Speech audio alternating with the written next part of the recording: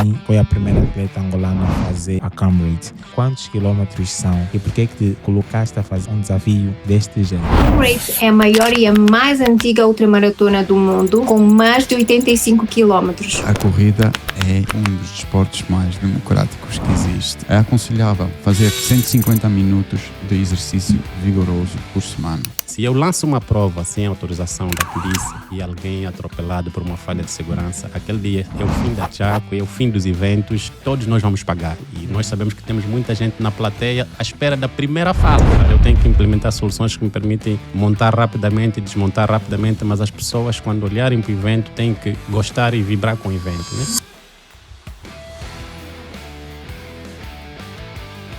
Sejam bem-vindos a mais um episódio de Prep Talk. Hoje um oferecimento do ginásio Manguita, onde a boa forma reina, o lugar onde podes me encontrar a treinar. E hoje eu tenho 3 convidados super para falar sobre um tema que está em ascensão não só em Angola, mas no mundo todo: a corrida de rua.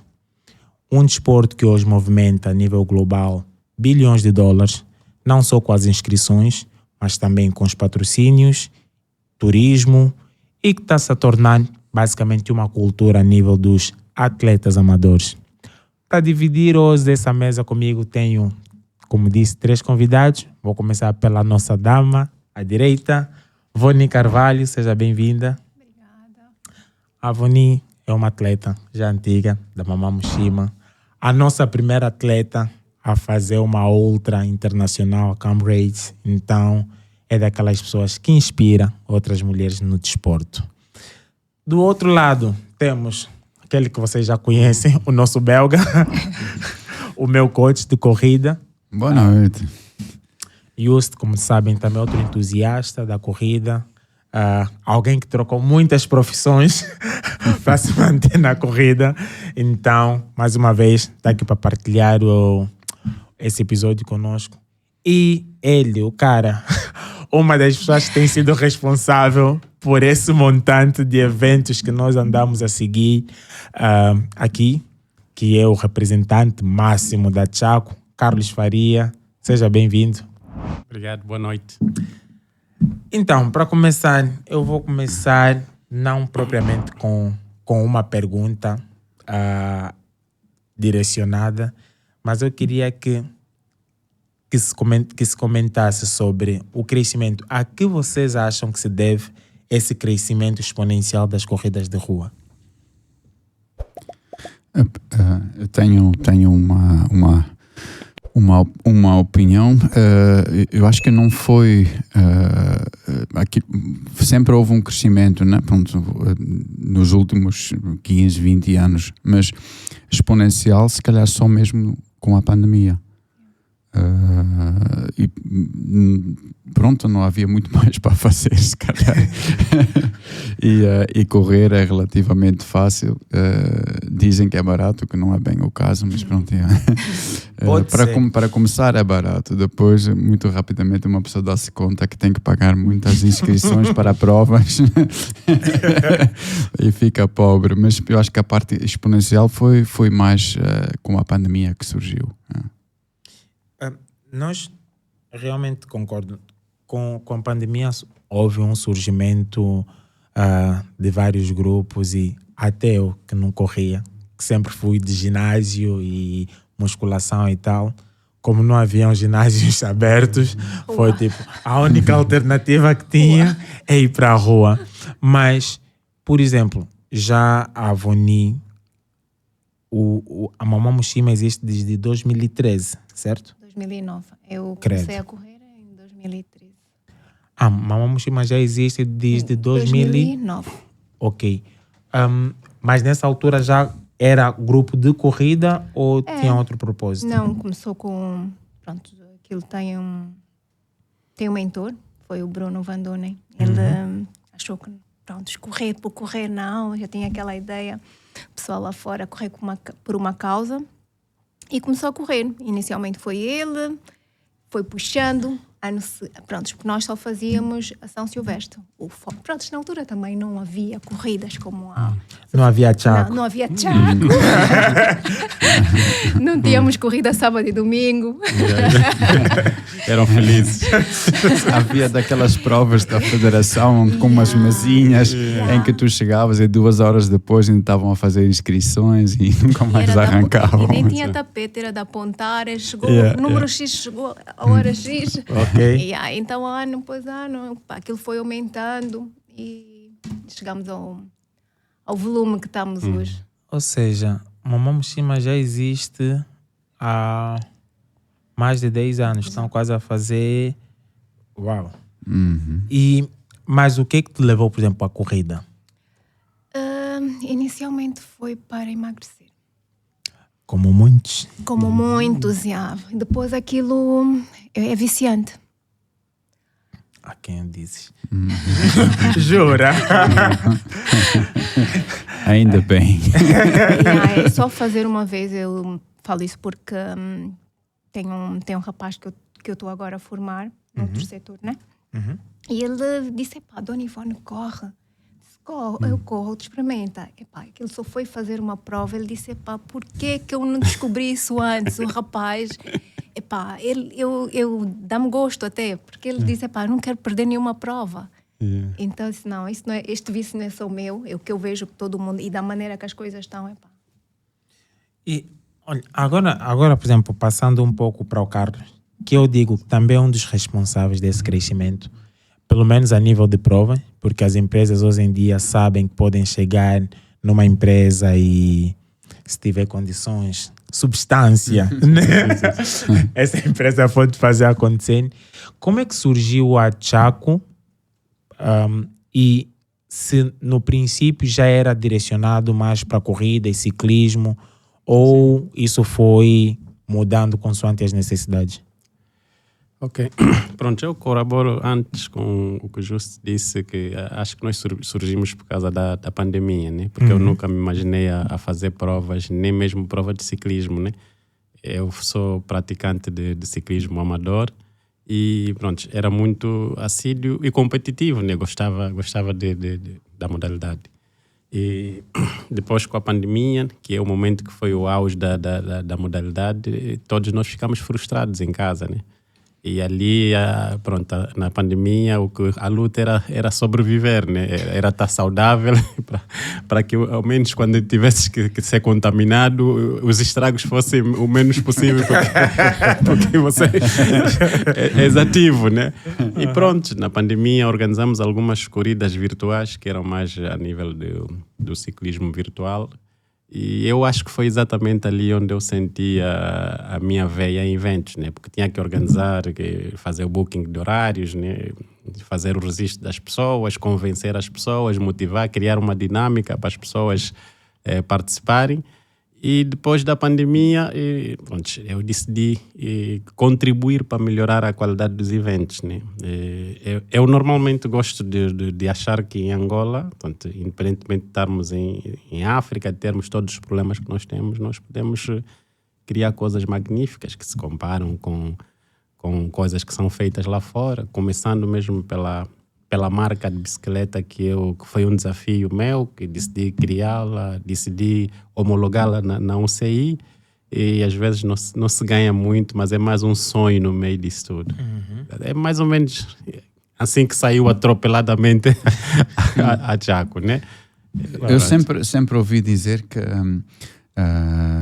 quando te conheci, né? Que já fazias a cronometragem, já tinhas um material para fazer isso no ciclismo. Exato. E então ficaste a pensar, pronto, porque é que não também posso aplicar isso na corrida, e as coisas foram surgindo daí, né? Olha, isso é curioso, o falecido Justiniano Araújo, que por acaso é o pai do pessoal da Profil, exatamente.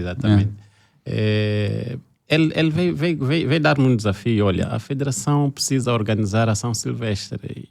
E ele era uma pessoa muito motivadora. Ele é daquelas pessoas que é bom, entra na mente mesmo, é capaz de buscar o que você acredita que não consegue, está vendo? tu consegues, é a mesma coisa, é tirar tempos, não sei o quê. Disse, mas eu estou mais na minha zona de conforto, que o ciclismo. Não, mas logo a São Silvestre, vamos, eu conheço as pessoas lá, as coisas, normalmente que alguém vem de fora para fazer a prova, mas tu podes... Isso foi antes da própria São Silvestre. Começamos a falar, mas depois surgiu a prova dos Correios da Angola, né? Eu fui todo inocente, eu não sabia como é que é a dinâmica do atletismo, eu nem sabia a grande família que vocês eram, né? Eu fiquei impressionado, pronto, para mim foi uma péssima prova aquela a dos Correios, né? Eu ainda me lembro que lançou-se a prova, o leitor não tinha dado start, fiquei a lutar. E depois eu tenho, não sei se é um defeito ou uma virtude, normalmente eu aposto nas pequenas empresas, né? A marca de equipamentos que eu utilizo, pronto, naquela altura era uma péssima marca, é uma marca chinesa, né? Passa a publicidade a Feiboot, e aquela máquina estava a emergir no mercado, não tinha mercado nos grandes eventos, ela não era usada. Tinha muitos bugs, tinha muitos problemas, não tinha catálogos, não tinha manuais, não tinha nada. Eu fui arriscar comprar. Podia ir, por exemplo, para o MyLapse, é caro, mas dá-te aquela segurança toda. Podia ir para o Race Result. Eu decidi, como engenheiro informático, ir em algo que me desafiasse. O objetivo era sempre reduzir o investimento na parte do corredor. Certo. Um chip custa quase $50 na Race Result. E eu fiquei a imaginar... Se o investimento do corredor for muito alto, eu não vou conseguir atrair muita gente, porque eu estou em África. Então, fui parar para aquela marca. Os chips custavam 15, mas são chips que falhavam muito. Ok. E quando as máquinas vieram, comecei a estudar. Eu não tinha expertise, não tinha suporte. A fábrica também tinha um monte de bugs, porque eu integrei as máquinas deles com um software francês. E aquilo deu pro torto aí no meio da corrida. Vocês já tinham partido para lá. Para nós estava muito bom. Não tínhamos nada daquilo. Mesmo assim, estava muito melhor do que antigamente. Mas eu não tinha noção disso. Eu não tinha exatamente a noção do vosso antes e o quê? Eu estava a olhar aquilo que eu apresento. Olha, eu consegui subir a máquina com o primeiro atleta na Fortaleza, mas eu fiquei a espumar e quase que bicava as máquinas que não estava a acreditar que aquilo estava a acontecer. Quando escutei o sinal que o atleta estava na Fortaleza, acho que foi Escovinho, que ganhou aquela corrida dos Correios. Aí a máquina sobe. Eu comecei a pensar, será que é isso mesmo que eu quero?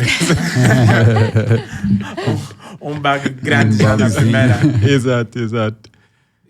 Mas essa foi a primeira corrida que organizou? Foi.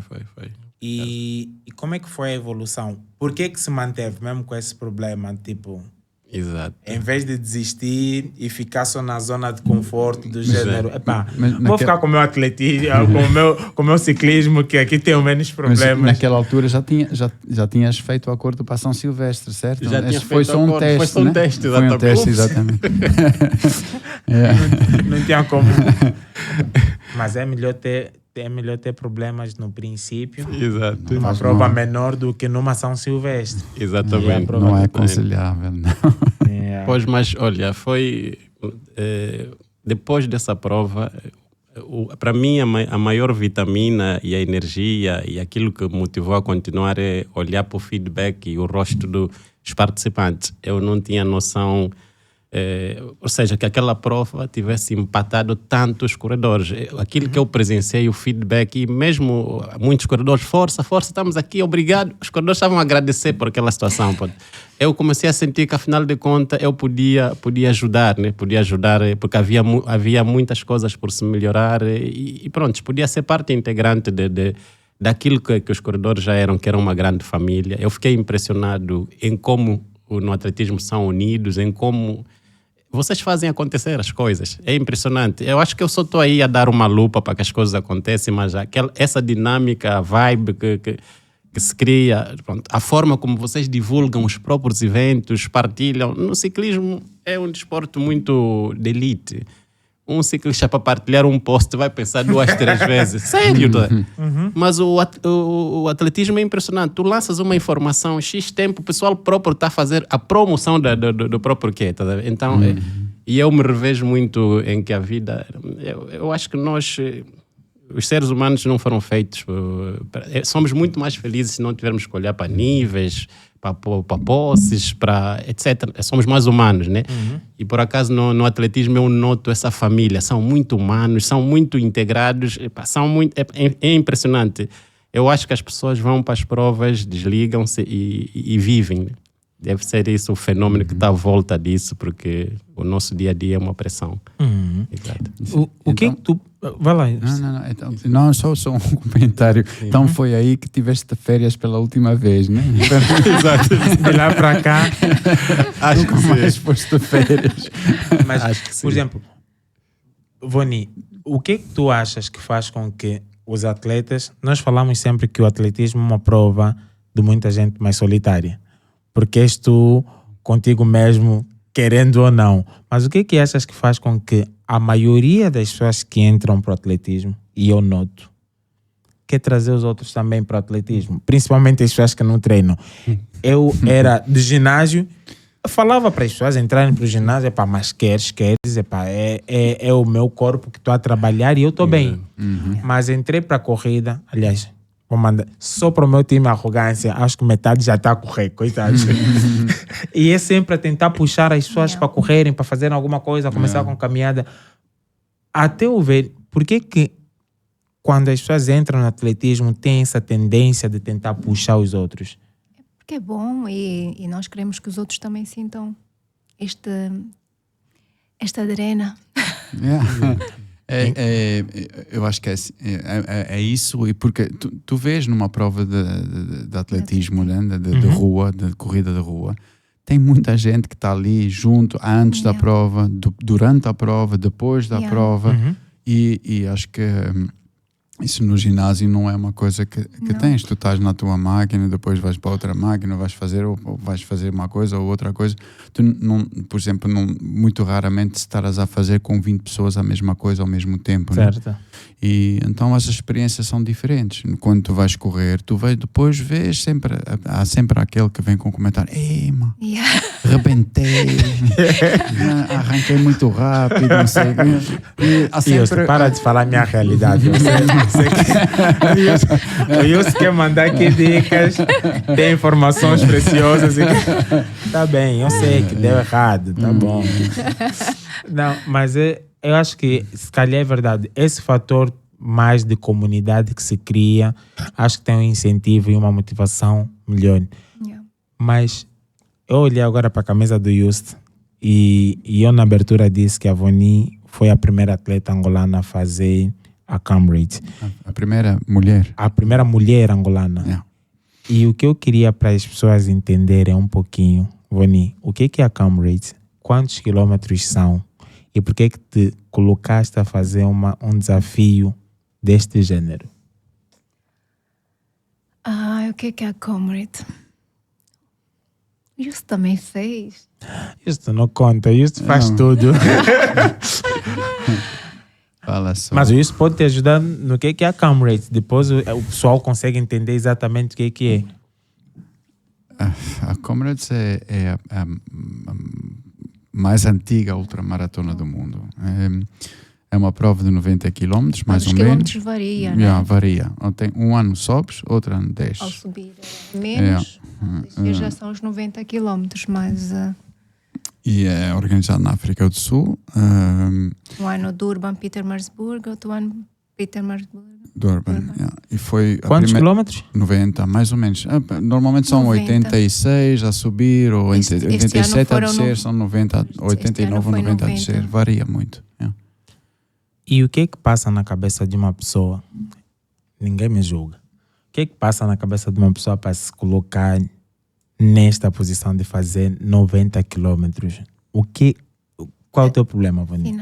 Tu já fizeste 42. Vani, não estamos a falar sobre mim. Eu quero saber. Estou só a exemplificar. Se tu já fizeste 42, antes de fazeres 42 fizeste a half. Né? E achaste que conseguias fazer o dobro. O dobro. E aí é a mesma coisa. Eu já fazia maratona e achei que conseguia fazer o dobro. E perguntei ao meu coach, pá, será que eu consigo? E ele diz, não, tu fazes, tu até podes fazer aquilo andar. Mentiu-te, mas pronto. Mas pronto, é fixe. É fixe, é um desafio, é uma prova que tu nunca fazes sozinho. Ao longo do caminho tens N pessoas a apoiar. É uma cultura que eu gostaria muito que nós aqui também tivéssemos. Para te dar um exemplo, são na partida dessa prova estão 20 mil pessoas que vão correr 90 quilómetros. Não é... É muita gente mesmo. E dessa distância surge a pergunta, porque nenhuma empresa está... A maioria das empresas hoje em dia estão focadas em criar as corridas aqui, 5, 10 quilômetros e algumas até as meias maratonas. Nós agora nem temos meias. Temos algumas. Só temos a da Paz, temos mais alguma. Lubango. O Lubango. O do Lubango. Mas a grande questão é, Carlos, para quando é que vamos ter uma maratona oficial aqui? Pronto, eu vou ser sincero que... Até sem direito.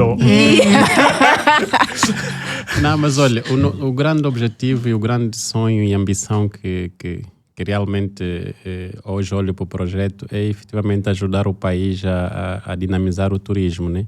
É um fenómeno que as pessoas têm de perceber que é a força que tem o desporto, a força que tem o atletismo. Hoje em dia eu vejo vários grupos que viajam para fora e participarem em provas. Vejo provas com uma demanda extremamente elevada. Temos um exemplo mesmo da África do Sul aqui que temos que seguir. E eu acho que é importante também que as pessoas que estão no executivo olham para esse fenômeno com alguma atenção, porque às vezes olhar para nós como um grupo de desocupados que estão ali às 6 da manhã, 5 da manhã a correr, não estão a perceber o fenômeno que está à volta disso. Eu recentemente falei com alguém, que está ligado ao Ministério do Turismo, e que até criou uma ponte. Olha, era importante se calhar, e que tal se olharmos para uma, 2 corridas aqui, torná-las grandes corridas com um apoio, um patrocínio forte mesmo do Estado, e olhar o fenômeno que está à volta disso. Quantas pessoas não iriam visitar Angola? Porque o desportista não liga a tabus. Se ele gostou daquele evento, o evento é organizado, ele não é de ouvir porque lá tem risco, porque lá tem não sei o quê, porque lá tem lixo. Ele viaja, vai participar. Só para ter a noção, o Lubango, eu sempre olhei aquela prova como um potencial enorme. Vi a primeira edição, vi as dificuldades que eles tiveram e eu me doei para patrocinar a prova. Tem graça que é uma prova que nós corremos quase 1000 e tal quilómetros, não vamos lá trabalhar porque nos pagam, vamos trabalhar porque amamos a modalidade, somos patriotas e queremos que Angola tenha um evento bem organizado porque sabemos as potencialidades que tem uma prova naquela região. Tem vários países vizinhos que facilmente conseguem escalar aí o Lubango. E, por acaso, na primeira edição já tivemos 5 turistas que vieram em Angola pela primeira vez por causa do atletismo. Ele viu a prova, andou a acompanhar as várias provas que se estava a fazer pelo ano, comprou o bilhete, fez o booking, veio um casal, vieram 2 casais. E eles disseram, é pela primeira vez, eu nunca imaginei que viria para Angola. Saíram da África do Sul, entraram e gostaram do que viram. E falaram a mais amigos. Esse ano até me aconselharam a publicar a prova no site das maratonas, onde se vende as provas. E quando entrei para aquele site, o engraçado é que já encontrei lá uma prova do Congo, prova do Rio, acho que é do Rio, como é que chama aquilo? Tem aqui o Rio à volta do Congo. Então vamos esquecer o nome, mas tem uma prova daquele Rio, uma meia maratona, e é uma prova que já anda naquele site. Imagina que de tudo aquilo que a gente ouve falar do Congo, Kinshasa, e mesmo assim eles têm uma prova e têm tido turistas que vão para lá. Por que é que nós também não olhamos para isso? Estás a falar nos perigos na África do Sul, há uma maratona que se chama The Big Five, os grandes 5. É uma maratona que passam na savana, no meio dos leões. E por isso, o risco acho que eu diria que é maior do que... O pessoal checa, porque eu este ano na África do Sul estive com um grupo moçambicano e disse, para Angola também não tem maratona, porque eles também não têm. E foram procurar para ver se aqui os irmãos angolanos também não têm maratona e nem têm a half também. Disse, não, nós temos uma assim, não sei o quê, mas tipo, o pessoal procura. Exato. Mas, e isso é algo que eu não entendo, porque nós temos aqui zonas que realmente dá para organizar, né? Eu vejo, Tem uma prova que, por exemplo, vai se fazer na zona econômica agora, não é? Sim. Eu trabalhei na zona econômica. Tu consegues fazer aí uma... Naquela área... Mas não é chamativo. Não, só estou a dar um exemplo. Não é bonita, Calma, tipo, né? Não, sim, porque uma prova bonita seria... Quando nós fizemos os... Estava aqui a te criticar, mas quando com o Sócrates fizemos, por exemplo, os 100 km no Lubango... É isso mesmo, Lubango. O Lubango, tu consegues fazer uma prova tipo a Comrades, tu consegues fazer uma maratona facilmente. Estava a dar só o exemplo de que temos espaços aqui, porque realmente... No Lubango tu consegues fazer uma maratona, sais do Cristo Rei e vais até Tundavala, mais ou menos, deve dar mais ou menos isso. Sim. Com umas voltinhas pela cidade, se calhar, e tens isso. Então, acho que é um pouco daquilo que o Carlos disse de... Às vezes olham tipo esses desocupados que saem 6 horas, ainda não entenderam a magnitude que isso tem, porque falando de atletas, nós há pouco tempo tivemos em Copenhaga, acho que eram uns 15 angolanos. Tu tinhas só no grupo que foi com a mesma agência, tu tinhas um monte de espanhóis que foram com a agência, um monte de brasileiros que saíram do Brasil também, do continente deles, para ir para a Europa. Tu tinhas chineses, tipo 30 mil na prova, 30 mil pessoas, e que viajam, que é para completar. Ainda estava a comentar, por exemplo, na Europa tem essas super half. Agora, a América Latina também criaram deles. Em África não criamos um ciclo também de 6 meias, porque tem, acho que São Tomé acho que tem uma meia, acho que já correste São Tomé, não? Não, nunca fiz a prova, mas tem. Correr em São Tomé é bem fixe. Não vão cair na água nem nada. Não, mas acho que a maratona que foi lá, houve uma maratona qualquer, mas... Maratona? Até uma ultra, mas aquilo foi uma coisa meramente mesmo turístico, não foi bem prova. Mas se houve porque há capacidade. Claro que há. Há sempre candidatos. A África do Sul tem, a Namíbia já tem. A Namíbia, o pessoal agora vai para a maratona na Namíbia. Namíbia tem várias maratonas. Se adicionarmos Angola, Moçambique, etc. e tal, acho que dá para fazer um ciclo e os corredores viajam. Não tem problema. E se nós falamos tanto de dinamizar o turismo, está a ver? O Ministério do Turismo tem já de nos chamar para lhes dar umas ideias. Mas agora vamos entrar numa parte um pouquinho mais delicada sobre as nossas provas e aquilo que tem sido as reclamações dos atletas. Porque, é assim, eu converso muitas vezes com o Carlos e há coisas que eu às vezes vejo que as pessoas imputam na Chaco. Eu tenho noção que não é, mas acho que há algumas coisas que também podem ser imputadas a Chaco, sim, mas o Carlos, na primeira pessoa, consegue explicar bem. O primeiro ponto que a maioria reclama, Carlos, é... Horário de largada. Não fui eu, foi a Voni que disse. Não, os horários. Já houve provas que eu disse, pá, é a última prova. É a última prova, me desculpar, só que é aquela coisa, o bichinho. A minha, não sei, Carlos deve saber muito melhor que eu, mas a minha ideia sobre isso é que não depende da Chaco muitas vezes, mas é a polícia. Sim, mas é melhor, porque não adianta nós falarmos aí onde tem 6 pessoas. Agora porque, quero saber mesmo. O que é que se passa com a largada das corridas? Marcamos para as 7 horas e largamos às 7h30. É que nós aquecemos, por isso é que eu disse que E outra coisa, provavelmente, tipo o administrador da empresa que organizou, que quer vir dar o tiro de partida, qualquer coisa, não sei, e acorda tarde. Só fala aquilo que não vai te fazer perder dinheiro. Não queremos também aqui, daqui a pouco ficamos sem provas.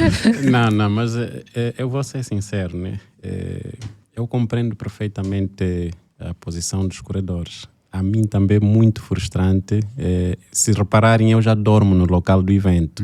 Normalmente aí por volta das 2h30 da manhã, 3 da manhã, eu terminei tudo. Estou com tudo pronto para correr, os leitores, o aparato todo que é tão difícil montar, porque vocês têm corrido fora e sabem que as provas, o aparato técnico da corrida não é montado em 24 horas. Aquilo isola uma zona, se calhar 3, 4 ou uma semana, já começam a montar e a testar tudo. Eu tenho que inventar soluções para termos uma prova aproximada às provas com aquela dimensão, né? Ou com aquela apresentação, né? Uma prova bonita, né? Mas tens que montar isso em poucas horas e desmontar rapidamente. Não imaginas, ou seja, todo esse movimento logístico que eu tenho que criar a dinâmica à volta disso. Não é fácil pensar. Eu tenho que implementar soluções que me permitem montar rapidamente e desmontar rapidamente, mas as pessoas, quando olharem para o evento, têm que gostar e vibrar com o evento, né? E é frustrante quando termino, chega de manhã, em que efetivamente tem que vir os órgãos fazer os cortes, etc., e lançar a prova, e a prova demora muito além daquilo que eu publiquei ou que a gente informou aos participantes. Infelizmente, isso é um problema cultural e eu peço desculpas mesmo aos corredores, se calhar me têm estado a julgar mal. Isso nos ultrapassa, conforme disse aqui o Juste. Se eu lanço uma prova sem autorização da polícia e alguém é atropelado por uma falha de segurança, aquele dia é o fim da Chaco, é o fim dos eventos, todos nós vamos pagar. E nós sabemos que temos muita gente na plateia à espera da primeira falha. Temos muitos à espera da primeira falha. E eu peço mesmo que vocês compreendam que não temos culpa nenhuma em relação a isso. Nós dependemos. E eu também não vou crucificar aqui as pessoas. Existe também um problema cultural à volta disso.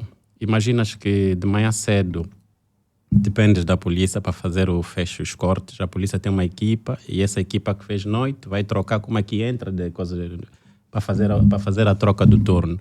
Essas pessoas às vezes vivem em zonas muito recônditas, em zonas que se calhar com o transporte é difícil até chegar na unidade onde ele é escalado. Pronto, tem 1001 situações que podem influenciar que essas pessoas atrasem ou que efetivamente um recurso que é crítico chega tarde ou não aparece. Isso tudo pode influenciar. No início, eu comecei a estudar as dificuldades que tinha os nossos parceiros, não preciso estar a citar o nome. E um dos problemas que eu reparava às vezes falta de meios para fazer os cortes, não tem cones, não tem barreiras, etc. Eu disse, tudo bem. Este é que é o problema, sim, é o problema. Eu comprei um contentor de cones, sabe? Eu disse, eu agora só preciso de meios humanos. Quando vocês chegarem e tem um evento meu, só precisam de vir. O meu carro vai rodando convosco, vai descarregando material, etc. Mas depois vi que, além do problema do material, era o problema também humano. E o problema do humano também prende-se nessas questões todas que eu mencionei. Tu vais para o exterior, se o comboio passa às 5 da manhã, às 4 da manhã, ele vai passar naquela hora. E as pessoas sabem que eu posso pegar aquela linha, vou chegar no sítio da corrida. Isso tanto para os parceiros como para os corredores em si. Porque tem eventos em que eu olho para 7h15, 7 em ponto, e olho assim à volta. Tem pouca gente. Pouca gente, exatamente. Eu disse, se lança a corrida agora, aqui só tem 30% de quê? Tá? Então, esse é um problema que eu acho que é sociocultural. Tá? Portanto, isso, pronto. Eu acho que não devemos normalizar isso. E se notares as últimas provas, nós estamos a arrancar a tempo. A da ESSO, já arranquei a coisa às 7h15. Esta última eu até disse, quem entrou no autocarro, entrou. Não vale a pena, mas pronto, lá vem um autocarro. Aqui tem até os aviões esperam passageiro. Exato, só para tu veres, até dando um reforço nisso que a Cavone disse, os corredores, eu digo, olha, das 5h30 até as 6h30 ou 6h45 sai o último autocarro, crio uma estimativa do último autocarro a sair às 6h45 até chegar no ponto final, vai fazer 15 ou 20 minutos. Mas há corredores que estão a chegar, eu vou fazendo reforço no microfone, vão para os autocarros, ainda estão aí na conversa. Essa última vez eu disse, tudo bem, vocês estão a crucificar muito, eu disse, eu também vou ser sacana. Chegou o autocarro, dei uma tolerância de 10 minutos, chegou outro autocarro, vinham corredores a correr, disse, arranca. Então o corredor ficou aí a disparatar, disse, vocês criticam, eu também vou ter que ter uma linha dura, porque temos que não podemos prejudicar os que chegaram cedo. Concordo. Sabes uma coisa que eu aprendi, isso graças ao time que nós temos de organização de eventos, é que as pessoas, parece cultural, mas as pessoas aprendem. Ok? O que acontece? Óbvio. Nós fazemos a canjala, fazemos os acordos e no princípio as pessoas achavam que é brincadeira quando nós dizíamos que à meia-noite fechamos o portão. Não interessa se você pagou, mas você sabe, é uma regra, à meia-noite fechamos o portão. Teve uma vez que o meu irmão, amigo de todos do grupo, estudamos todos juntos. O meu irmão chegou tarde. e ele estava na porta com mais gente. E Não eu não sou responsável da porta, mas tinha outro responsável da porta, que também é amigo do meu irmão. Disse: Lucas, desculpa, mas já passa da meia-noite. E as pessoas lá que estavam olhando do tipo, como assim? E ele disse, foi claro, se eu te deixo entrar, eu quebro, todos que estavam aqui teriam de entrar. Yeah. Okay? Logo, é uma regra que se quebra. A primeira festa tiveste muita gente fora depois do horário, na segunda festa tiveste muita gente fora Vai do diminuindo. horário. De repente, todo mundo sabe que à meia-noite as portas se fecham, começam a chegar cedo. Então, nós também... Eu tenho a mesma história com alguns dos meus atletas que dava boleia antes dos treinos, de sábado de manhã, às 6 horas. Né? E então havia um que eu apanhava na tourada. A primeira vez disse: olha, 5h45 passo na tourada. 5h45 passei lá, ele não estava. Esperei 2 minutos, avancei para o estádio. Ele depois chegou lá a correr, disse: então disse: não, pá, não estavas lá. A segunda semana a mesma coisa, cheguei lá, 5h45, nem esperei, avancei só. Não parei, não estava, avancei. Terceira semana estava lá bem sentadinho, à espera. Exatamente. Tem que ser assim. Então, de um lado, temos que ser mesmo duros. Yeah. Os atletas, claro que quando somos nós os prejudicados, dói, mas somos os primeiros a criticar quando o atraso é do outro lado. Mas os problemas não param por aí. Carlos, uma pergunta só. Há alguma razão por que as provas não começam mais cedo ainda? Tipo 6, como na África do Sul? Eu acho que vamos caminhar por aí. Isso é uma situação que vai acontecer cedo ou tarde, é uma consequência. Temos que caminhar por aí, primeiro porque cria menos transtornos, né? Nas vias, por exemplo, nas na vias, ilha, porque né? tem muita gente ainda a E o descansar. nosso clima tropical E o nosso também. clima tropical, exatamente. Vai ter que caminhar. Nós estamos a lutar para isso. Pronto, antigamente falava-se em provas às 8, lutamos às 7h30, lutamos até 7h15. E nos encontros que eu tenho tido agora com clientes, tenho estado a convencer, vamos tentar 6h30. O objetivo é chegar até às 6. E isso também passa por um processo de educação do próprio corredor. Eles vão vendo que a situação está a mudar. Tanto, a partir de estamos a forçar todos para ir para aí. O corredor também corre essa hora, por Sim, isso sim, eu acho já, que mesmo na ok. prova. Sim, sim. É isso, ele vai treinar às 5 da manhã, por que é que não consegue fazer uma prova? É às verdade. 6? Exatamente, exato. E a Vani disse bem, o nosso clima. O que me leva a uma conversa que eu já tive com o Carlos.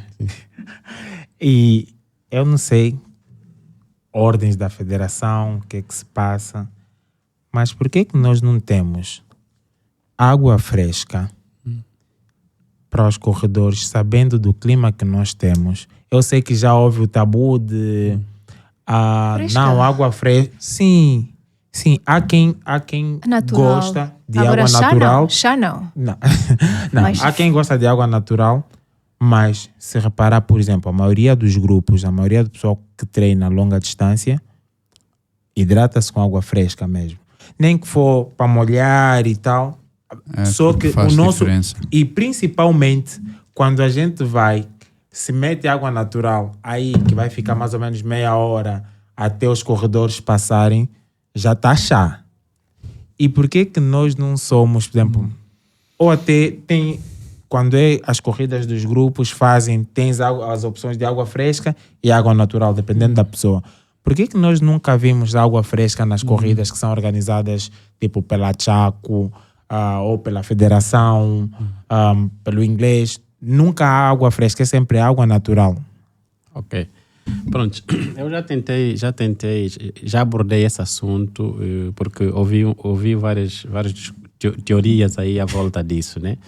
E pronto, numa das conversas que eu tive com o pessoal da federação, foi numa São Silvestre que eu sugeri que vamos usar. É uma São Silvestre, uma prova... 18 horas. Exatamente, prova das provas, né? Prova reconhecida, prova que todo mundo... Que dizem que é o exame final, tá vendo?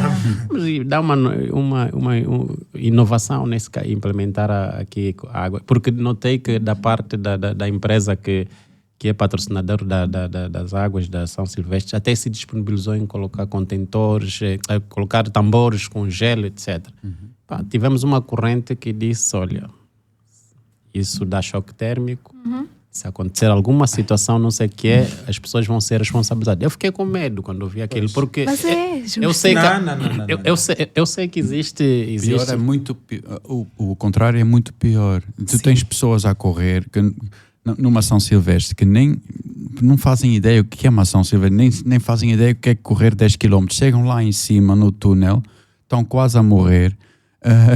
Mais vale atirar um pouco de água gelada para cima da cabeça e beber, porque arrefece o corpo. Eles estão com a temperatura, eles estão tipo com febre já. Não, tem uma coisa que as pessoas esquecem. As pessoas não têm noção de qual diferença de temperatura é que tu precisas para ter um choque térmico. 1.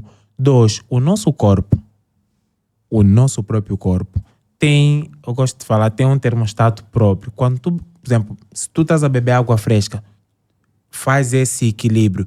Ele não só arrefece, como mete a água na temperatura certa. Isso ajuda a ter... É tipo... Então, estás a ver quando o carro está a aquecer? Não, essa não, teoria... Acaso, é uma coisa que foi abordado na minha formação mais recente. Ele quebra logo. Não, mas é isso... Então isto depende... E às vezes... Estás a ver, por exemplo, se eu aprendi isso, é tipo há quem corre com gel, tá tudo bem. Há quem corre com gel e não sente diferença nenhuma. E há quem consegue utilizar o gel de forma efetiva. E essas pessoas, às vezes, que correm com gel, quando não correm com gel, chega a uma determinada... É mais psicológico, já quebra. Mas às vezes não precisava daquilo. A cena da água fresca, assim, se eu bebo a água natural, só me faz peso na barriga, porque eu a correr não preciso de beber muito. Mas isso que o Carlos disse, isso não é novidade, porque eu também estou farta de ouvir isso. Então... Não, mas não é, não, mas não é corresponde falácia, à verdade. não corresponde à verdade. Não. É como uma coisa, já vi também alguém a passar mal por beber água fresca, então... É um milhão. É isso. Mas é uma... E repara, se corres com... Qualquer um dos grupos, a gente corre, a gente faz as meias de treino, todo mundo vem, é água fresca que nós utilizamos. Eu faço as caixas, né? E vejo que o pessoal tira água fresca. Água fresca. Né? Voni, e é a mesma coisa nas provas. Porque é que estão a criar sistemas em que as pessoas metem mesmo gelo na cabeça ou nas costas? Uma garrafinha de água gelada não vai fazer muita diferença. Não? Outra prova dessa é os atletas, a maioria dos atletas de alta competição, o que fazem logo depois de terminar? Porque o teu corpo continua lá em cima. Hoje em dia tu tens aqueles baldes com água quase cheia de gelo. Mas aí tem aquilo outra é para opinião. Recuperação. Calma só. Não, para recuperação não serve de nada, só para baixar a temperatura do corpo. Mas se fosse para ter um choque térmico, aquilo era um lugar apropriado para ter um choque térmico, porque estás a emergir o corpo todo e mesmo assim o nosso corpo regula a temperatura. Então o mal-estar pode estar associado, por exemplo, com alguma coisa que a pessoa tomou. Podemos falar que há pessoas que realmente não se dão bem, mas a maioria das pessoas, tu não tens um risco. Um gelinho acho que é bem-vindo. Mesmo lá no frio, eles dão um gelo que as pessoas dizem, eu peguei o gelo e eu odeio o gelo. Mas, assim, nessas provas... Toma, dá gelo para aqui. Vani, tipo, nessas, por exemplo, em Tóquio, nos Jogos Olímpicos, ou agora mesmo, né? Antes da maratona, os atletas estão praticamente no gelo. Começam a correr com o corpo bem frio para aumentar o tempo que eles aguentam até estar a sobreaquecer. E mesmo assim vão metendo gelo, vão sempre pondo gelo e no final tem que arrefecer logo, porque não é saudável ficar assim tão quente. Eu dei o gelo, mas peguei aquele gelo, pus aqui na nuca, fora. Faz diferença. Então temos, se calhar, a parte para conversar primeiro com o pessoal da federação. Carlos, é muito fácil, colocas as duas opções, né? Tem um tambor com água com gelo e ao lado tens umas garrafinhas naturais. O Carlos não quer também problemas. Alguém toma... E passa, mas temos atletas temos atletas que passam mal na mesma, sem a água, porque às vezes tem quebras. E caem aí, a quem é que nós responsabilizamos isso? Porque o que acontece? Tem vários atletas que às vezes estão lá baixa de açúcar e tal, e quebrou. Se a pessoa ia quebrar ou ia ter um problema, se agora o Carlos mete água fresca, essa pessoa podia quebrar por qualquer outro motivo. Vão lhe dar a culpa. Querem associar, não, ele Tem bebeu água sempre fresca. culpado. Não tem nada a ver. É a Chaco. Sabe? É a Chaco. Então, o importante... Eu preferia, se calhar, nesse tema, preferia mesmo que o órgão, o reitor, a federação. desse o pontapé de saída. Temos que trazer a Exatamente, federação aqui. Exatamente. Acho que Não, mas- E partilhar artigos científicos com eles para perceberem. Eu acho que Lá está. é isso que tenho que Lá fazer. está. Partilhar os artigos científicos que te mostram que realmente os atletas de futebol estão em sprints e vêm, pegam água fresca e metem e voltam para outros sprint. Então é mesmo necessário. Eu, por exemplo, a São Silvestre, eu termino a São Silvestre a morrer Porque dá um chá. e depois dá um chá. A água já fica super quente. Chegas ali em cima. Primeiro é que Não, muitas vezes... a questão da São Silvestre é que a água está lá tipo das 14 Yeah. horas. Exatamente. 14, completamente Fica muito. quente. Exatamente. Agora, se calhar se estivesse lá com gelo, às 18 já está em temperatura ambiente. Pelo menos chá já não é. Yeah. Podiam pôr às 14 as garrafas todas congeladas. Porque a temperatura nessas garrafitas também não é Tipo nada a malteca saudável. vai para a escola, né? Com a garrafa congelada e depois... E agora que falamos das garrafas, até tem uma outra empresa, mas temos que começar a incentivar mais as outras empresas. Isso não dá muito jeito, chefe. Isso é grande. Para as corridas, aquelas garrafas mais pequenas são super práticas. Então, Optar pelos copos, mas os copos também não sei. Aqueles Ou o que- sistema Aqui- sul-africano saquinho. Os copos, os saquinhos. Só que O lixo. aí é que está a questão. Um saco ou um daqueles copos abertos, para a maioria aqui, lá fora agora a maioria aberto, a temperatura vai subir ainda mais. Enquanto não tiver aprovado a questão da temperatura Yeah. da água, Os copinhos vão se enchendo na altura da Sim. Mas corrida. não inspira muita confiança. aqui, Aqui. aqui. Há provas, mas pronto, numa prova rápida não dá para fazer isso, mas por exemplo numa maratona para o Também. pelotão tu podes oferecer um copo, tu corres, daqueles copos em que tu pegas Sim, e, ele biodegradáveis. desfaz. Yeah, e corres e tem a água pelo caminho, tu enches o teu copo e bebes e ficas com o teu copo. Sim, mas aqui a confiança ainda, eu percebo Sim, o ponto sim, da Vani. entendo. O Sim, sim. tirar a água ainda não vai passar muita ideia Yeah, de higiene. o que é que tem lá dentro? Ideal eram mesmo aquelas garrafinhas pequenas Ou ou os saquinhos. sacos. Sim, sim. Os sacos acho que eram práticos. Yeah. Vocês empresários. Yeah, os Saquinhos saquinhos, sim. Em relação às garrafas, eu concordo, tem muito desperdício de água. E a mim até interessa-me que tenha garrafas pequenas, mas aqui, pronto, eu penso sempre naquilo de não elevar muito o custo de uma prova, a pensar também na nossa realidade.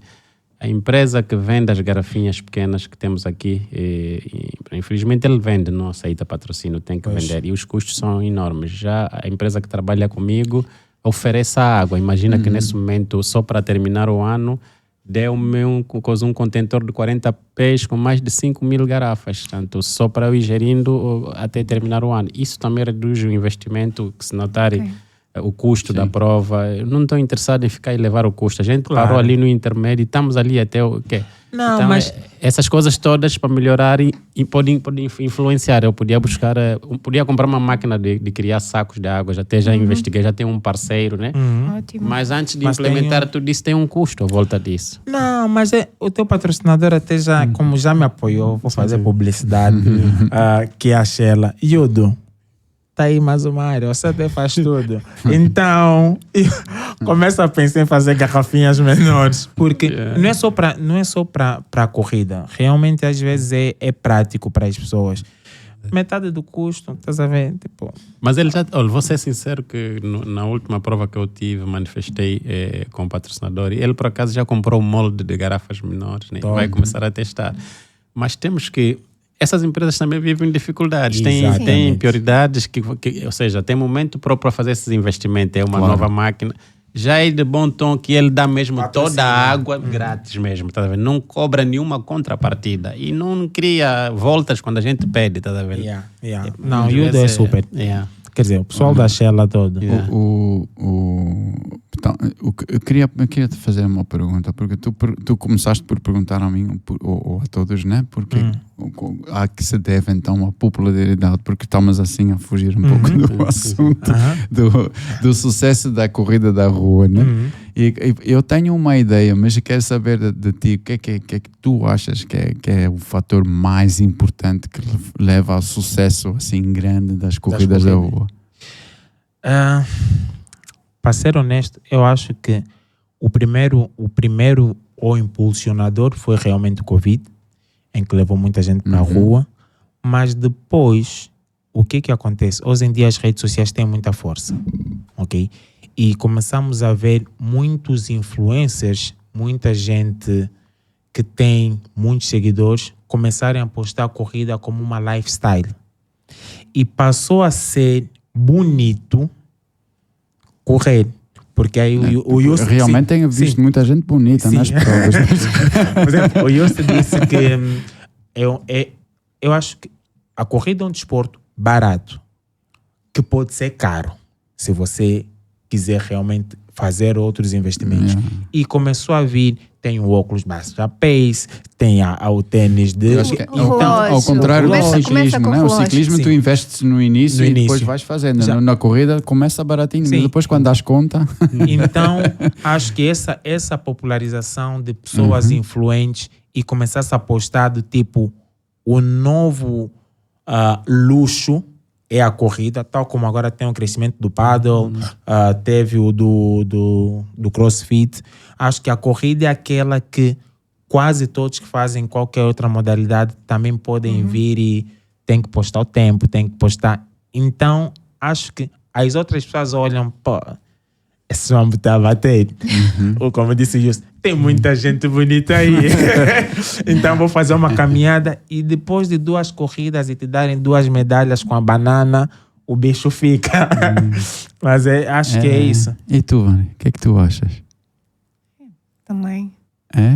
Também é a mesma cena. E tu, Carlos?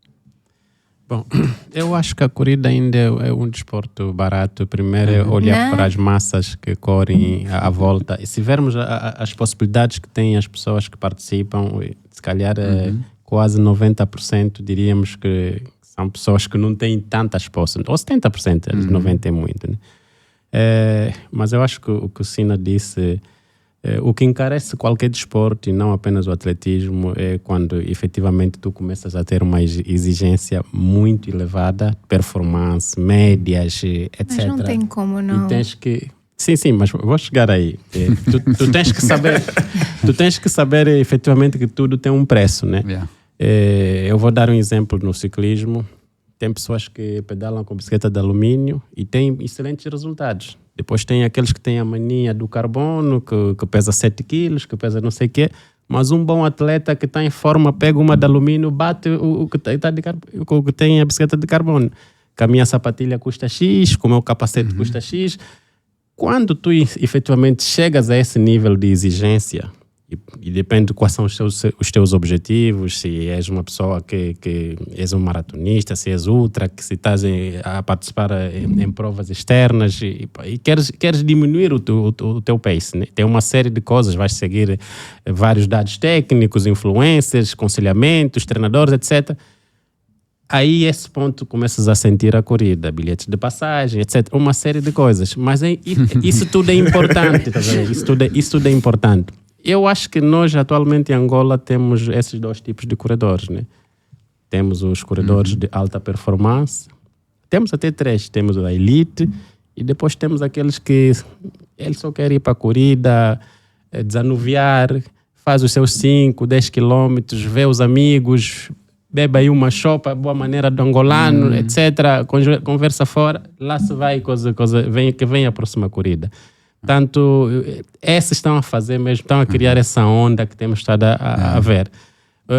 Tem eventos que eu noto que eu olho para os corredores de alta performance, eu disse, chateei eles. Eu falei aqui, eles estão mesmo chateados comigo. Tá?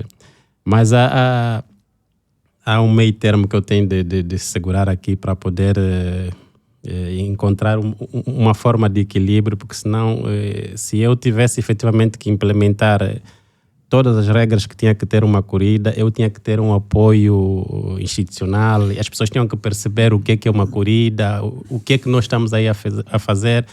Infelizmente, eu não tenho tido isso por muitas razões. E eu tenho paciência de esperar que isso aconteça. Imagina, tem momentos em que vocês cortam a meta e vocês olham para os vossos relógios e notam que a distância não tem nada a ver com aquilo que eu publicitei. Ficam chateados. Se calhar até uns me chamam de amadores. Não sabem o que é que está à volta daquilo. Bem recente. Imagina, tu tens uma prova. Um amigo meu hoje me disse que na última prova disse: eu paguei para 10 km, só foram 8. Exatamente.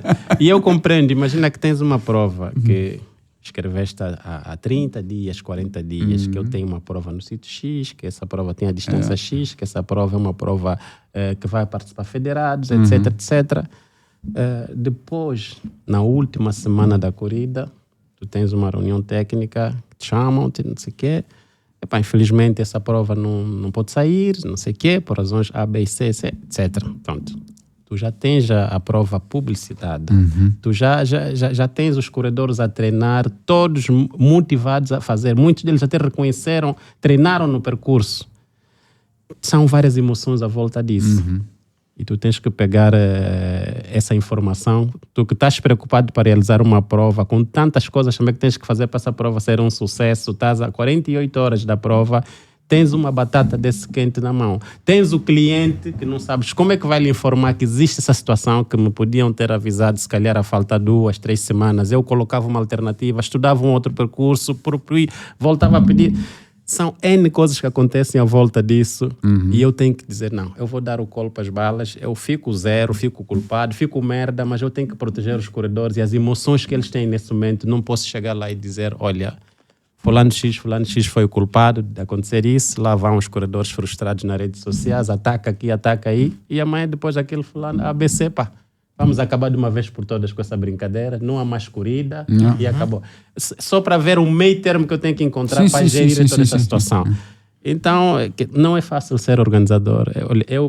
Eu confesso que nesse momento estou a torcer que eu tenha concorrência. Tudo que eu preciso nesse momento é que exista realmente um concorrente. Se calhar mais empresas a partir a pedra, estás a ver? Mais pessoas que se calhar conseguem efetivamente nos ouvir. A questão é que tu já foste fazendo investimentos, né? Foste assim, agora até já tens lá a tua caravana assim. Exato. Olha, mas o que eu estava a dizer, né? Eu acho que eu assim tenho uma teoria. Eu acho que a maior parte das pessoas vai nas provas por causa das medalhas. Sim. E as bananas? Banana nem com por isso. toda a gente quer medalhas. Só medalha. Mas, por exemplo, então, Carlos, com isso tudo que tu estavas a terminar de falar, as principais dificuldades que tens como organizador são especificamente com o comprometimento dos parceiros, se calhar. Os parceiros, as empresas, as instâncias oficiais. Eu diria que o principal problema que eu tenho são as instâncias. Mas não em todo o sítio. As pessoas aos poucos estão a perceber essa dinâmica, estão a perceber essa onda que se está a criar, né? E há sítios que, inclusive, eu vou dar um exemplo aqui, nós temos um apoio no Talatona espetacular. Temos um apoio institucional que a própria administração diz que tragam o desporto para o município. Né? Tragam o desporto, porque nós precisamos disso. Olha, o nosso dia a dia é feito de muito stress, muitos problemas, uma correria, há pessoas a terem ataques cardíacos, AVC, muitos problemas. O desporto, aquilo parece um doping, nós desanuviamos, nós desligamos a ficha, nós somos, vimos que afinal de contas temos tudo para ser feliz. Porque que eu estou a pensar com tanta carga de problemas quando eu estou cheio de saúde e tem alguém lá numa cama do hospital que não consegue nem se levantar? As pessoas valorizam porque olham esse lado e esquecem a carga de problemas e o resto e conectam-se que afinal de contas nós estamos vivos, temos que viver. Famílias, amigos que se reencontram nesses eventos. Sabe? E pronto, isso tudo também faz com que a gente... Eu noto sempre que os desportistas são sempre muito positivos, mesmo a analisar diversas situações, desde problemas sociais, políticos, etc. Uma pessoa que é focada no desporto tem sempre uma visão completamente diferenciada. Tanto o desporto tem esse lado também que é positivo, que eu acho que os políticos podiam ajudar que a juventude esteja também muito focada mesmo no desporto, porque iam ocupar muito a nossa mente também com coisas positivas e com perspectivas muito positivas para analisar o dia a dia do cotidiano. Alguém que não faz desporto é alguém que está frustrado, com uma série de situações que estão a acontecer, porque a pessoa está cheia. Tá? Então eu acho que... O próprio, quer dizer, isso se calhar é mais a um outro nível, né? Mas o próprio treino para provas faz de ti uma pessoa que aguenta mais coisas no dia a dia, porque tu tens que estar confortável com o desconforto. Exato, é isso mesmo, é isso. Tem situações que a gente leva até um dia antes da prova. É impressionante aquela pressão que eu tenho sobre mim, quando eu devia estar a sonhar aquilo que eu quero vos proporcionar, aquilo que eu quero fazer. Olha, tem cenas que eu preparo para vocês que ficam no carro. Às vezes imprimo a sinalização da prova, falta 1 quilômetro. O stress é tanto, toda a minha equipa fica sob stress com esses problemas todos, que a gente acaba não colocando as coisas que planeamos. Portanto, é uma dinâmica que não é fácil. Quando tu tens organizadores lá fora, a meta vai ser aqui, dizer, fecha-se isso, uma semana, estás aí a pôr tudo, pôr LEDs. Como é que eu posso pôr LEDs num arco da prova? Que quando tem que testar os LEDs todos, etc. A arte que o designer fez uma semana para quê? Não posso, tem que ser mesmo pano, rapidamente põe ali. A questão é que, pronto, tu deves ter uma visão um pouco mais abrangente das coisas, ou a mais distância do que nós, a saber mais ou menos quem é que vai organizar que prova, ou quer organizar que prova quando, né? Mas a ideia com que ficamos é que muitas vezes as provas saem tipo, alguém passando na empresa X teve uma ideia, vamos organizar uma prova, daqui a 15 dias. Não sei, isso não seria possível. Primeiro, para produzir o material todo que se faz para a prova, e é um material de qualidade que não é improvisado, tu precisas de tempo para produzir. Normalmente as provas surgem entre 2, 1 mês e meio, 2, eu diria no mínimo 1 mês e meio, né? Mesmo assim é muito curto. Exatamente. Mas isso é uma dinâmica, ou seja, neste momento nós temos carência de patrocinadores para o desporto. E eu acredito que as empresas, sobretudo as da primeira viagem, muitas delas, às vezes é um impulso, aquela empresa fez e ele decide fazer. Se nós estivéssemos a negar as provas que nos entregam abaixo de 3 meses, nós não teríamos provas em Angola. Eu posso te dizer, a única prova seria apenas a meia maratona do Lubango e a São Silvestre. Sério. Porque tem vários fatores à volta disso, desde a aprovação do orçamento, que as empresas vão ter, e depois se o chefe vai estar ou não, se vai viajar, se aquela... São N situações que a prova, por mais grande e a maior dimensão, uma empresa com processos bem delineados vai te informar sobre uma prova que ele já faz há 3, 4 anos, a faltar um mês e meio. E há a possibilidade de dizer, por exemplo, uma empresa, olha, vocês estão agora a organizar o primeiro fim de semana de outubro, por exemplo. Por que é que não tentam marcar anualmente, primeiro fim de semana de outubro, a prova é vossa? Exatamente. Anunciem já. Exatamente. E assim... mesmo percursos e ou outras coisas pode-se fazer com mais tempo, né? Bom, neste momento, para os atletas também convém. Justo nesse momento o que tem estado a fazer é que muitas empresas precisam experimentar o atletismo, precisam experimentar uma prova para começar a fazer anuidades. Todas as empresas que trabalharam conosco hoje fazem anuidades. Tu tens, por exemplo, o INS, faz anuidade, tens a Chevron, faz anuidade, a Total, a Sonangol, etc. E depois tem as empresas que estão a entrar. Essas empresas querem fazer a primeira prova, ele motivou-se. Não vais dizer-lhe, olha, não posso, lamento, falta um mês, não sei o quê. Por exemplo, o Banco Sol, que tinha uma prova antigamente e agora estão convosco. O que está a acontecer esse ano é uma situação atípica, mas o próximo ano a tendência é organizar e até calendarizar as provas, tá vendo? Nós temos que deixar que essas empresas entrem para experimentar, tá vendo? Porque muitas deles só querem a primeira oportunidade e felizmente a maior parte, não tive nenhuma empresa que experimentou e disse que chega, não gostei disso, nunca mais, tá vendo? E elas ficam lá dentro da empresa, porque a pessoa que traz a empresa, ele também lá dentro tem as pessoas contra, mas o que é isso? Mas que não sei o quê? Que loucura é essa? tens que apoiar essa pessoa, tens que apoiar, porque ele está a trazer uma ideia, ele já te diz que eu vou ter que partir uma pedra aqui dentro, tens que apoiá-lo. Depois, para o próximo ano, já começa. Faria, a prova foi uma boa experiência no ano passado. Esse ano, vamos fazer em outubro, vamos fazer em novembro, vamos fazer. Aí é que começas a ter essa conversa. E eu já faço isso com os clientes antigos. Infelizmente, esse ano, o mês de outubro, foi. Porque nós, janeiro, até pelo menos março ou abril, vocês até me atacam, mas como estamos muito tranquilos, não tem nada. Não sei. O problema é que depois, pronto, lá fora, quando a temperatura está mais. Está quente, não há provas. Aqui não, é o contrário. Aqui, é o contrário. Quando está Quando frio, tá boa frio, temperatura para para provas, correr, não há temos prova. Vamos já organizar.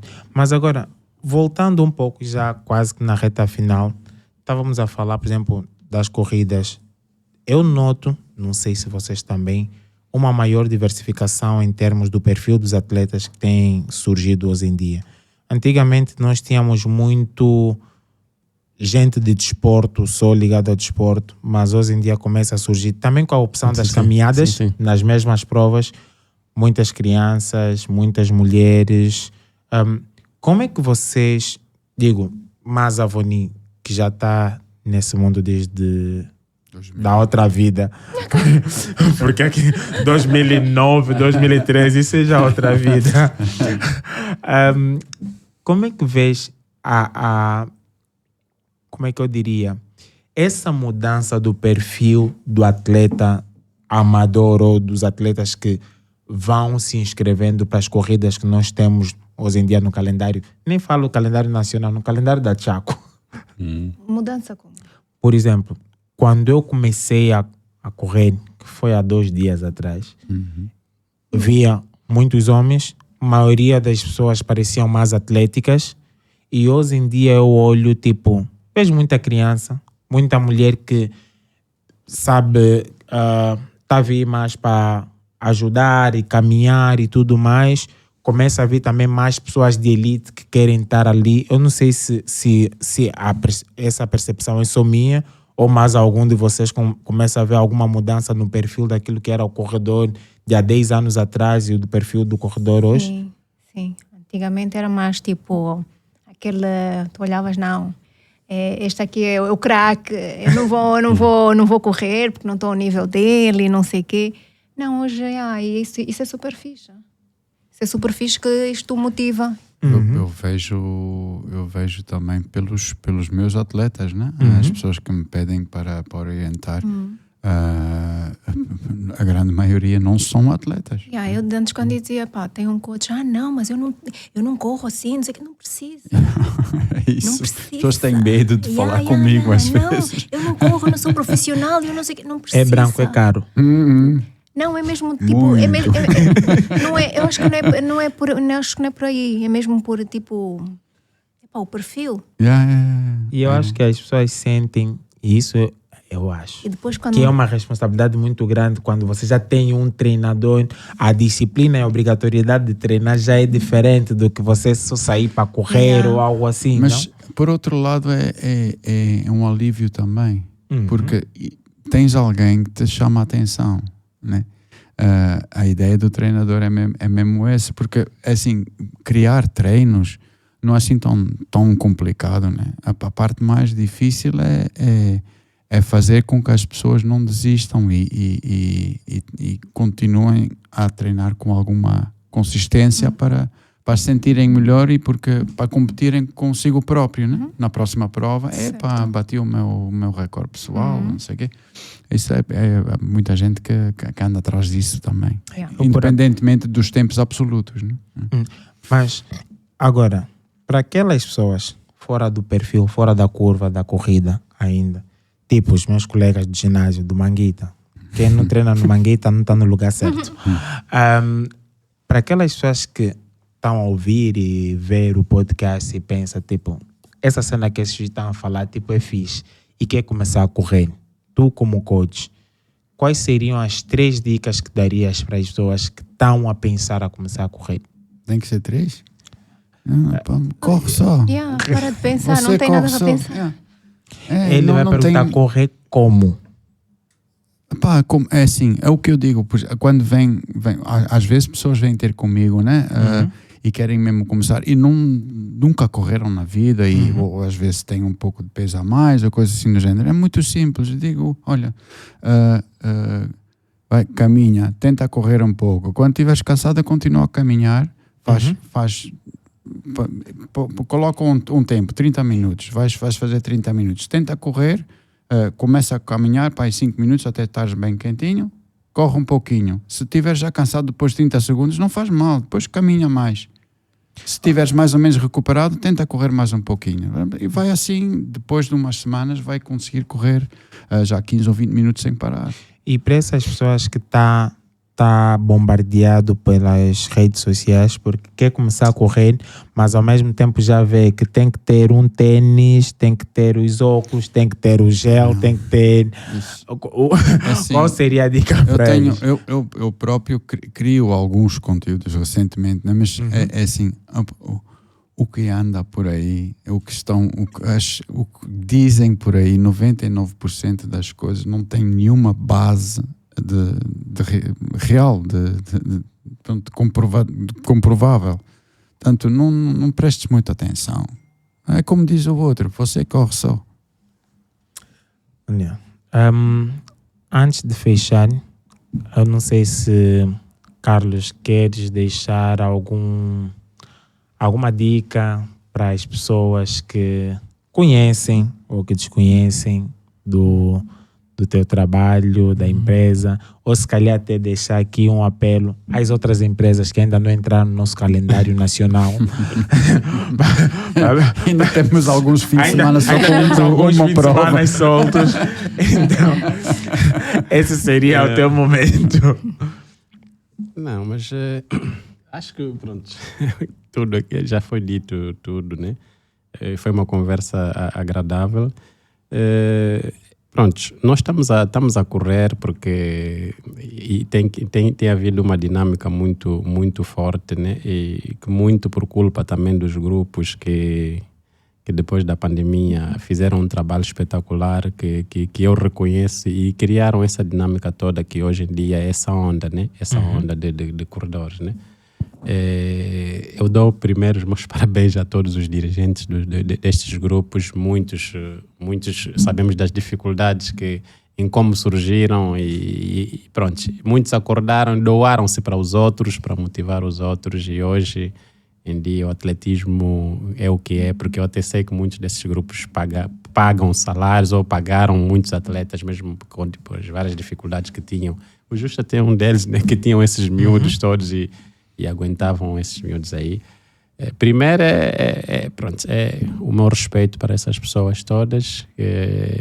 Em relação àquilo que eu podia recomendar para os corredores, e o que o Justo já disse, que corre só, acho que está certo, né? As pessoas, pronto, têm que fixar objetivos e, em função dos objetivos, adequar-se também com a sua realidade, com aquilo que é a sua condição também financeira. Acho que não adianta só seguirmos bala. As pessoas, cada um sabe a sua fonte de rendimento, e temos que tentar encontrar a felicidade dentro daquelas condições que nós temos, né? E na medida que vamos tendo, que nos surge alguma oportunidade, podemos fazer um upgrade também para nos mimarmos, né?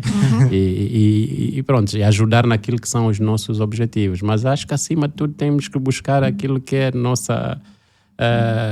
primeiro a felicidade, temos que exatamente a satisfação e isso tudo que é o mais importante neste momento, porque conforme disse o Justo, está mesmo muito conteúdo aí que é divagado, que muitas vezes as pessoas que não têm experiência em filtrar acabam caindo em muitos erros desnecessários e pagam duro com isso, né? Muitos até pagam com lesões, né? Há atletas que não têm uma preparação adequada como deve ser e têm notado isso. Começou hoje, quer fazer 10 km, não é assim. Busca orientação, começa nos 5. Tende a haver alguma evolução, não pode sair imediatamente dos 5 para os 10. Isso cria depois provas muito longas, atletas a caminhar em percursos de corrida, e depois temos também problemas com o governo e com a população, com os munícipes. No fundo, todos não podemos empatar a vida dos outros, né? Todos nós temos deveres e direitos, e nós também, os corredores, temos que ajudar nessa parte. Portanto, eu acho que no fundo que as pessoas precisam avaliar, determinar objetivos, né? E em função dos objetivos passar para o plano de implementação, sempre baseando-se na realidade daquilo que elas têm. Boa. Voni, a tua mensagem eu vou pedir para ser direcionado mesmo para as ladies que pensam, as que correm, conselho para as corredoras ou para aquelas que pensam em correr e ainda veem que isso não é para elas, por algum motivo, vários, ou por tempo, pelo gênero, pela dificuldade, condição. Qual seria a tua mensagem para as mulheres específicas? Muitas mulheres acham que não conseguem, correr não é para a mulher, mas está errado. Está errado, tem que experimentar. Eu só digo aquilo que o Justo também disse. É para correr, corre só, é para... Hoje, obrigado. Hoje quem vai fechar não sou eu, nosso co-host. Hoje é a obrigação dele. Então vou já deixar minha mensagem.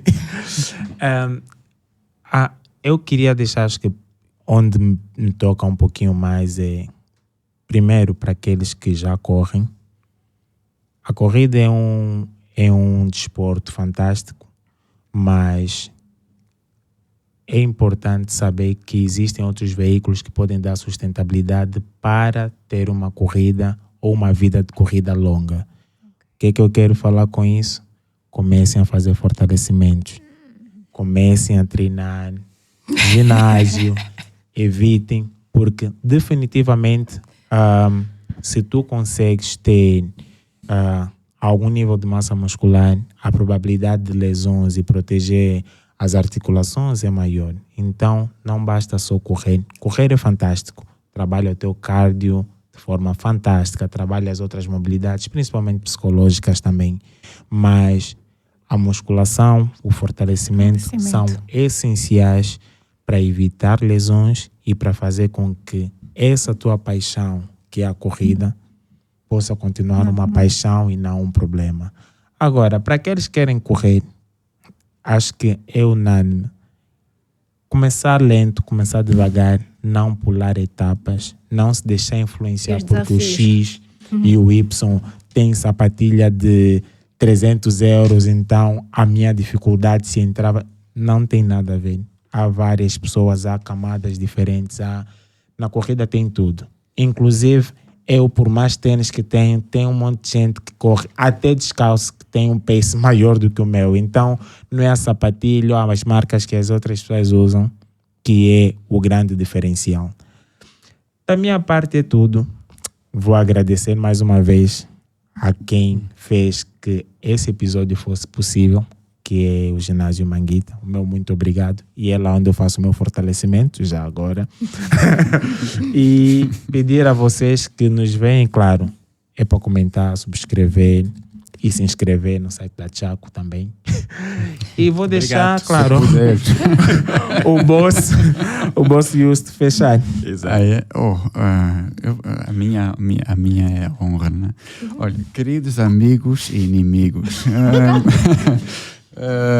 assim como foi aqui dito, a corrida é um dos desportos mais democráticos que existe, apesar de por causa da popularidade de tentativas de várias marcas de se associarem, de tornar a coisa mais cara do que devia ser. Correr é no fundo uma coisa muito simples, que é pôr um pé à frente do outro e pronto, e continuar sempre assim. Os dados mais recentes que temos em termos de longevidade das pessoas e não só de longevidade, mas também ter uma vida mais saudável, até mais tarde. Não vale a pena viver aos 90 anos e passar os últimos 20 numa cadeira de rodas com o olho torto e sem ouvir nada. Portanto, convém ter uma vida longa e saudável.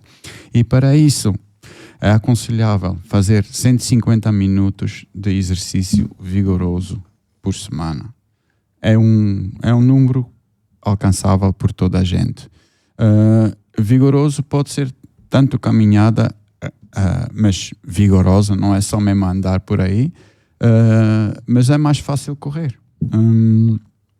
E então, a ideia é mesmo essa. Você corre só.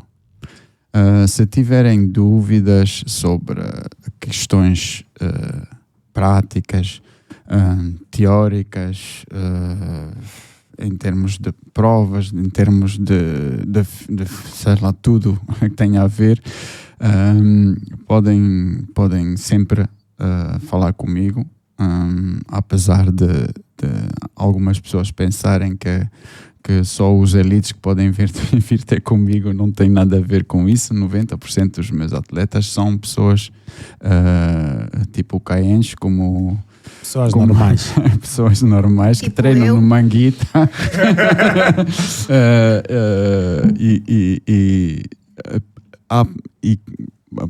Consegui fazer com que muitas pessoas até agora fizessem coisas que pensavam que não eram capazes de fazer. Tipo a Voni eu. é um exemplo deles.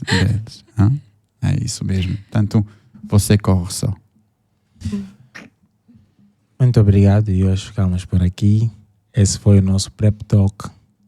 Um abraço.